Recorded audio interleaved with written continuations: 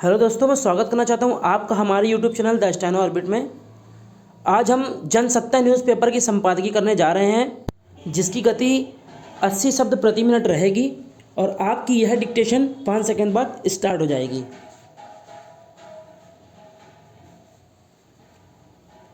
पिछले कुछ सालों में अर्थव्यवस्था के मोर्चे पर चमकते आंकड़ों के बावजूद ज़मीनी हालात चुनौतीपूर्ण रहे।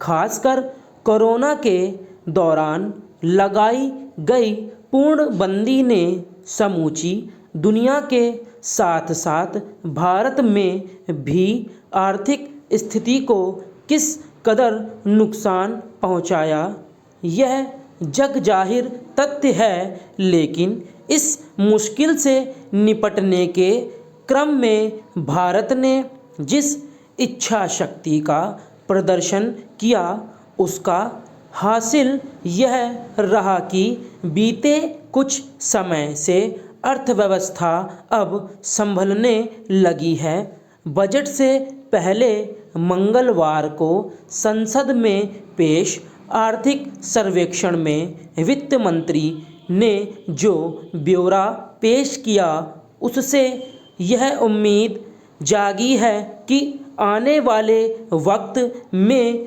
ऐतिहासिक झटकों से उबरकर देश की आर्थिक नाव एक बार फिर रफ्तार पकड़ सकती है। मसलन किसी भी देश की आर्थिक स्थिति पर गौर करने के लिए अर्थव्यवस्था की विकास दर को एक मुख्य संकेतक के रूप में देखा जाता है। इस लिहाज से देखें तो आर्थिक सर्वेक्षण में बताया गया है कि देश की अर्थव्यवस्था की विकास दर 2023-24 में करीब 6.5% रहने का अनुमान है। हालांकि इस मामले में बीते एक साल के आंकड़े को देखते हुए 6.5% विकास दर का अनुमान निश्चित रूप से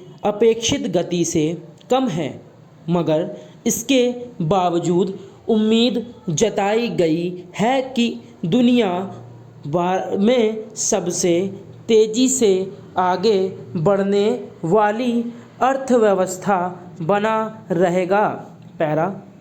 इसके अलावा महंगाई की रफ्तार और उस पर काबू पाना एक सबसे बड़ी चुनौती बनी रही।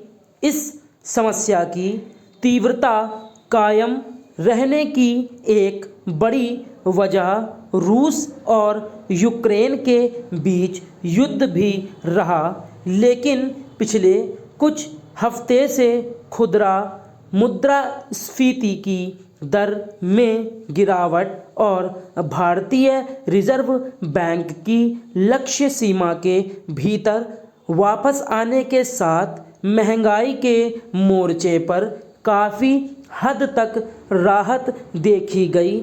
इसके समांतर घरेलू अर्थव्यवस्था में खासी मजबूती की वजह से विदेशी प्रत्यक्ष निवेश में एक बार फिर वापसी की उम्मीद जताई गई है। समीक्षा के मुताबिक वैश्विक स्तर पर महंगाई का स्तर उच्च बने रहने से चालू खाते का घाटा बढ़ सकता है। इसलिए इस पर नज़र रखने की ज़रूरत बनी रहेगी। फिर भी शहरी क्षेत्रों में बेरोजगारी दर में जिस तरह कमी हो रही है, उसमें नए रोजगारों के सृजन की तस्वीर में भी तेज़ी से सुधार हुआ है। गौरतलब है कि एक और बेरोजगारी और दूसरी ओर महंगाई के संयोग ने न सिर्फ आम लोगों की ज़िंदगी को बेहद मुश्किल बना दिया, बल्कि इसने देश की अर्थव्यवस्था पर बेहद नकारात्मक असर डाला था।